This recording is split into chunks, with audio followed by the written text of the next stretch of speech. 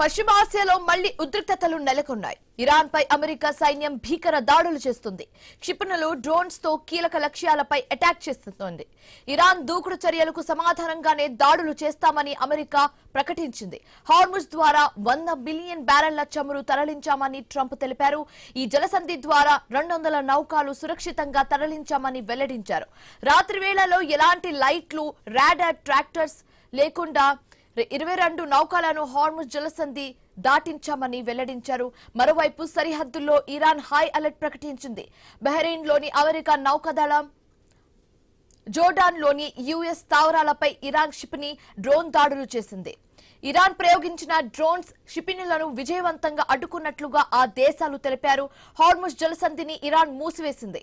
ప్రపంచ దేశాలకు ఇరాన్ సైన్యం షాక్ ఇచ్చింది. చమురు ట్యాంకర్స్ తో సహా వాణిజ్య నౌకల ప్రవేశం పైన నిషేధం విధించింది.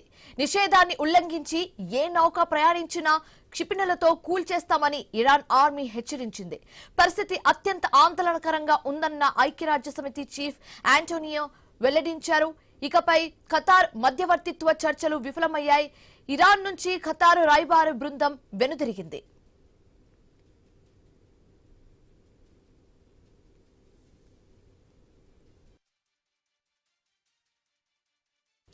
పశ్చిమాసియాలో మళ్లీ ఉద్రిక్తతలు నెలకొన్నాయి. ఇరాన్ పై అమెరికా సైన్యం భీకర దాడులు చేస్తుంది. క్షిపణులు, డ్రోన్స్ తో కీలక లక్ష్యాలపై అటాక్ చేస్తుంది. ఇరాన్ దూకుడు చర్యలకు సమాధానంగానే దాడులు చేస్తున్నామని అమెరికా ప్రకటించింది. హార్ముజ్ ద్వారా 100 మిలియన్ బ్యారెళ్లు చమురు తరలించామని ట్రంప్ ప్రకటించారు. ఈ జలసంధి ద్వారా 200 నౌకలు సురక్షితంగా తరలించామని వెల్లడించారు. రాత్రి వేళలో ఎలాంటి లైట్లు, రాడార్ ట్రాక్టర్స్ లేకుండా 22 నౌకలను హార్ముజ్ జలసంధి దాటించామని వెల్లడించారు. మరోవైపు సరిహద్దుల్లో ఇరాన్ హై అలర్ట్ ప్రకటించేసింది.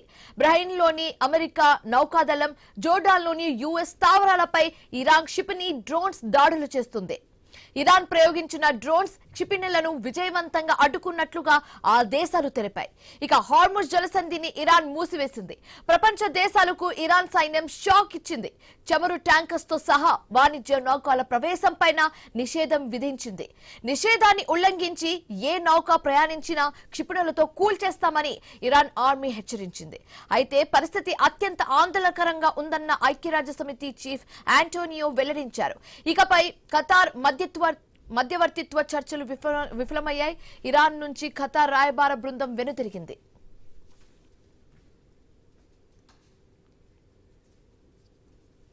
రైట్గా ఇదే అంశానికి సంబంధించి మాట్లాడడానికి మనతో పాటు జాయిన్ అయ్యారు మస్తాన్ రావు గారు, విశ్లేషకులు. ఆయనతో మాట్లాడే ప్రయత్నం అయితే చేద్దాం. వెరీ గుడ్ మార్నింగ్ మస్తాన్ రావు గారు. మనం చూస్తున్నాం ఇప్పుడు ఇరాన్ అండ్ అమెరికా మధ్య జరుగుతున్న సందర్భాలు ఏదైతే ఉన్నాయో, అటాక్స్ చూస్తున్నాము. ఇప్పుడైతే కంప్లీట్ గా జలసంధిని మూసివేస్తున్నట్లుగా ఇరాన్ అయితే ప్రకటించేసింది. అయితే ఏంటి ఇప్పుడు ఫ్యూచర్ కమింగ్ డేస్ లో ఎలాంటి కాన్సిక్వెన్సెస్ ని మనం ఫేస్ చేయొచ్చు, ఎలాంటి ప్రాబ్లమ్స్ మనల్ని వెంటాడే అవకాశాలు ఎక్కువగా ఉన్నాయి? గుడ్ మార్నింగ్ అండి, ఐ న్యూస్ ప్రేక్షకులకు మీకు కూడా. ఈరోజు ఇరాన్ అదేవిధంగా అమెరికా మీద మళ్ళీ తిరిగి ప్రారంభమైన విధానం చూస్తూ ఉంటే మనం ఏదైతే ఊహిస్తున్నామో అదే జరుగుతాం. ఎప్పుడు కూడా ఈ యుద్ధానికి ఎండ్ కార్డు పడదనేది అనుకుంటా ఉన్నాం. ఎందుకంటే అటు పాకిస్తాన్ లేకపోతే ఖతార్ వీళ్ళందరూ కూడా చర్చలు జరుగుతున్నప్పటికీ కూడా ఆ చర్చలు సరైన విధానంలో జరగటం లేదనేది ఎప్పుడు కూడా ఊహిస్తా ఉన్నాం. ఎందుకంటే ట్రంప్ ఆధిపత్య ధోరణి ఎప్పుడప్పుడు కనిపిస్తా ఉంది.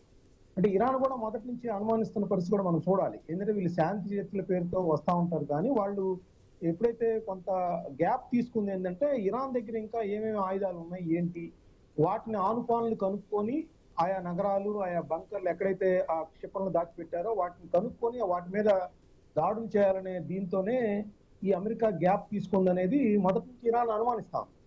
సో ఈ రోజు కారణాలు ఏమైనా కావచ్చు. అప్పుడు ఎందుకంటే అమెరికా చెప్తున్న కారణం ఏంటి, వాళ్ళ మొత్తం మళ్ళీ దాడులు చేయడానికి కానీ, వాళ్ళ రాడార్ సిస్టమ్ కానీ, డిఫెన్స్ సిస్టమ్ కానీ వీటి మీద మళ్ళీ తాజాగా దాడులు చేయడానికి కారణం ఏం చెప్తా ఉన్నారు, అపాచీ హెలికాప్టర్ ని కూల్చేసామని చెప్పేసి అంటున్నారు, ఇరాన్ కూల్చేసిందని.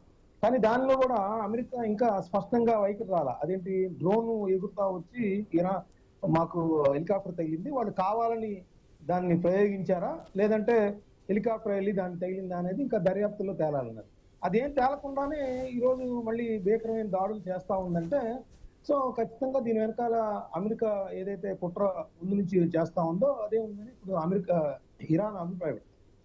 రెండోది ఏంటంటే ఇరాన్ కూడా తాము కూడా ఇంకెక్కడా కూడా ఆశలు వదులుకోలేదు, మేము ఇంకా పోరాటం చేస్తాము, మా తెగింపు ఎట్లా ఉంటుందో చూస్తామని చెప్పేసి మొత్తం చూస్తా ఉన్నాం. ఇప్పుడు బహ్రెయిన్ మీదుగా అమెరికా స్థావరాలు ఎక్కడెక్కడైతే ఉన్నాయో వాటన్నిటి మీద ఇప్పుడు ఈ రోజు ఇరాన్ కూడా దాడులు చేస్తున్న పరిస్థితి కూడా మనం చూసాం. అదేవిధంగా ఇంకో కీలకమైన అంశం ఏంటంటే ఇప్పటి వరకు కొన్ని దేశాలకు స్ట్రైట్ ఆఫ్ హార్ముజ్ ద్వారా కొన్ని దేశాలకు ఎలవ్ చేస్తా ఉంది.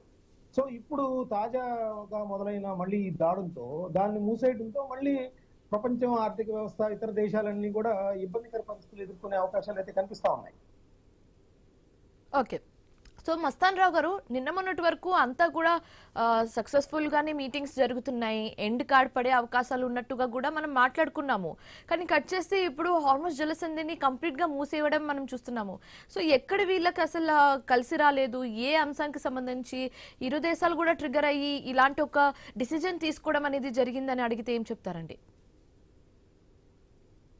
దీనికి ఏం లేదండి, అంటే ఇప్పుడు అమెరికా ఏదైతే మొదట్లో ఆశించింది ఫిబ్రవరి 28వ తారీఖు దాడులు చేస్తున్న సందర్భంలో ట్రంప్ చేసిన వ్యాఖ్యలు కూడా ఆధిపత్య ధోరణిని కనబర్చాయి. ఇజ్రాయెల్ మేము తలుచుకుంటే ఇరాన్ ని ఒక వారం 10 రోజుల్లో మట్టుబెట్టేస్తాము, అక్కడ ప్రజలు కూడా ఇరాన్ పాలకుల మీద తిరుగుబాటు ధోరణిలో ఉన్నారు కాబట్టి ఇది మాకు ఈజీ అని చెప్పేసి అనుకున్నారు. సో ఇవాళ దాదాపు 100 రోజులు దాటింది, యుద్ధం 100 రోజులు దాటినా కూడా అమెరికాకు అంతు చిక్కట్లేదు, ఇరాన్ ఎక్కడ వెనక్కి తగ్గట్లేదు, ఇంకా క్షిపణులు ఎక్కడి నుంచి అక్కడ తీస్తానే ఉంది. వాళ్ళ సుప్రీం కమాండర్ చనిపోయారు, సైనికాధికారులు చనిపోయారు, వాళ్ళ IRGCకి సంబంధించిన అధికారులు చనిపోయారు. అందరూ చనిపోయినా కూడా ఇరాన్ దాడుల విషయంలో ఏమాత్రం వెనక్కి తగ్గట్లేదు. ఎప్పుడైతే ఇజ్రాయెల్ కానీ ఇరాన్ కానీ అయితే అమెరికా కానీ దాడులు చేస్తా ఉందో దానికి పెద్ద దాడులకు వెంటనే సిద్ధమవుతున్న పరిస్థితి కూడా మనం ఇక్కడ చూడాలి. హార్ముజ్ ని ఇవాళ మూసేసామనే ఉంది అంటే గత కొన్ని రోజులుగా నెల 15 రోజుల నుంచి చూస్తే 45 రోజుల నుంచి మేము ఇరాన్ లోని పోర్టులన్నింటినీ దిగ్బంధించేసాం, ఆ పోర్టులు కనుక వదలాలంటే హార్ముజ్ ని ఓపెన్ చేయాలని చెప్పేసి ట్రంప్ బెదిరిస్తా ఉన్న పరిస్థితి కూడా చూడాలి. కానీ ఇరాన్ ఎక్కడా కూడా హార్ముజ్ విషయంలో దాని పట్టును కోల్పోలేదు అనేది ఈ రోజు అది మూసివేసిన ధోరణి అయితే మనకు కనిపిస్తా ఉంది. ఇప్పుడు చెప్పుండొచ్చు అమెరికా ఏంటి మేము చాలా కొన్ని కోట్ల బ్యారెళ్ళు తరలించేసాము, ఇప్పటికి ఇబ్బంది ఏమి లేదని. కానీ గతంలో యుద్ధం ప్రారంభానికి ముందు ఏ విధంగా అయితే హార్ముజ్ ఉందో ఆ విధంగా లేకుండా ఇరాన్ చేయగలుగుతుంది, దాని మీద ఆధిపత్యం కలిగి ఉంది అనేది. ఇంకోటి ఏంటంటే అమెరికా కూడా ఉలిక్కి పడుతున్న పరిస్థితి కూడా మనం చూడాలి. ఏంటంటే మన ఇండియాకి సంబంధించిన వాణిజ్య నౌక అటు వెళ్తా ఉంటుంది, దాని పేరు సెటెబే, దానికి సంబంధించి అది ఇరాన్ ప్రోద్బలంతో ఏమన్నా వెళ్తా ఉందా అని చెప్పేసి అనుమానం వచ్చి దాని మీద దాడి చేసిన పరిస్థితి ఉంది. అంటే ఏంటి, అమెరికా చాలా ఎలర్ట్ గా ఉన్నామని చెప్తున్నప్పటికీ కూడా అసలు ఏ నౌక ఏ దేశానికి సంబంధించింది ఏంటో తెలుసుకోకుండా కూడా దాడి చేసిన పరిస్థితి. ఈ రోజు మనం ఢిల్లీలో వాళ్ళ అమెరికా దౌత్యాధికారి ఎవరైతే ఉన్నారో అతన్ని పిలిచి దీని మీద మన యొక్క సీరియస్నెస్ ని తెలియజేశాం. ఈ విధంగా ఇండియా నౌక మీద కనుక చేసిన ఇందువల్ల మేము దీని మీద చాలా సీరియస్ గా ఉన్నామని ఆగ్రహం వ్యక్తం చేసిన పరిస్థితి కూడా మనం చూడాలి. సో 3 రోజుల కిందేమో ఇంకో నౌక మీద దాడి చేశారు, ఈ రోజు ఇంకొక నౌక మీద దాడి చేశారు. సో అమెరికా ఏంటంటే ఎటు పాల్పోని స్థితిలో ఉంది. ఎందుకంటే ఇజ్రాయెల్ కూడా అమెరికా మాట వినని పరిస్థితి. లెబనాన్ మీద దాడులు చేయొద్దు, అక్కడ కొంత సంయమనం పాటించాలని ట్రంప్ చెబుతున్నప్పటికీ కూడా ఇజ్రాయెల్ ఎక్కడా కూడా లెబనాన్ మీద దాడులు ఆపట్లేదు.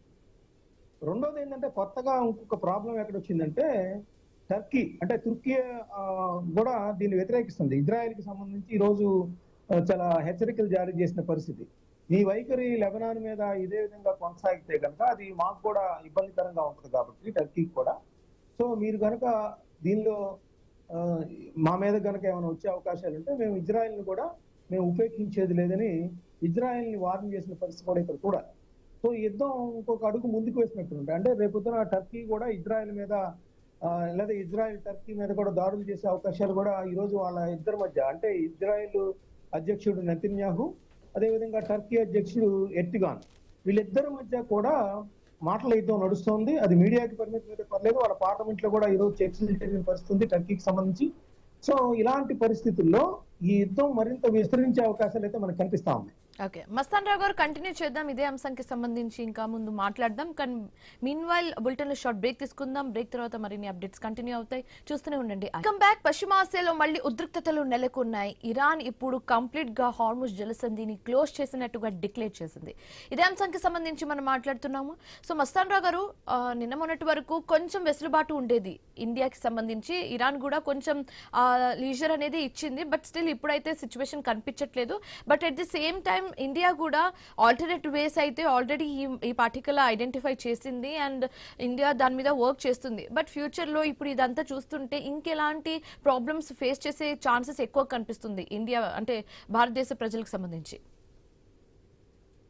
సో ఇప్పుడు ఉన్న పరిస్థితులు ఏంటంటే, మనము అటు రష్యా నుంచి వెనిజువేలా నుంచి చమురు నిల్వలు ఏదైతే సరఫరా జరుగుతూ ఉందో ఇప్పటి వరకు పర్లేదు. ఇదే కనుక ఇప్పుడు హార్ముజ్ మన నౌకలు ఎలవ్ చేయలేని పరిస్థితి ఈ రోజు నుంచి నెలకొంది. ఎందుకంటే అది పూర్తిగా మూసివేసామని ఇరాన్ ప్రకటించిన పరిస్థితి.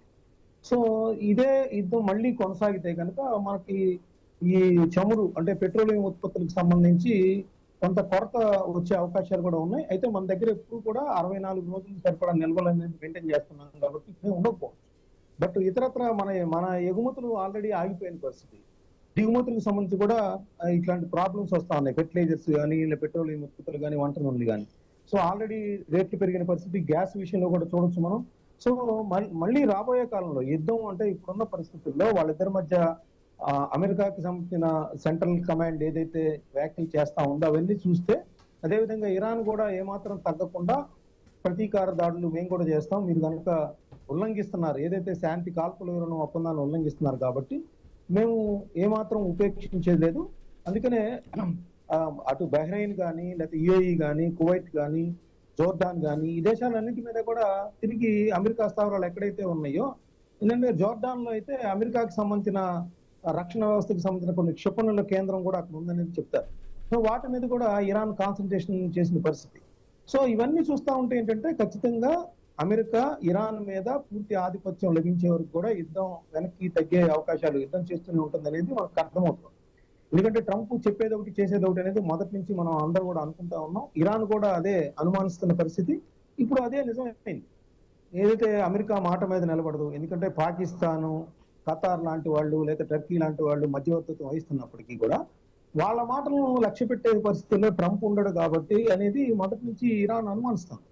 ఎందుకంటే వాళ్ళకి ఇప్పటికే చాలా నష్టం, అంతర్జాతీయ స్థాయిలో నిధులు ఎక్కడైతే ఉన్నాయో వాటిని సీజ్ చేసిన పరిస్థితి, వాటిని వదలాలని, అదేవిధంగా ఇరాన్ మీద ఏదైతే ఇప్పటి వరకు దాడులు చేసి ధ్వంసం చేశారో వాటికి నష్టపరిహారం చెల్లించాలని, అదేవిధంగా అమెరికానేమో అటు హార్ముజ్ ని ఓపెన్ చేసేసేయాలని, రెండోది ఆ శుద్ధి చేసిన యురేనియం అణుబాంబుల విషయంలో వాటికి తగిన విధంగా హామీ ఇవ్వాలి, భవిష్యత్తులో ఏం చేయబోమని చెప్పేసి ఇరాన్ కోరుతాం. నువ్వు ఎక్కడా కూడా ముందుకు వెళ్తున్నా, 2 అడుగులు ముందుకెళ్తే 1 అడుగు వెనక్కి.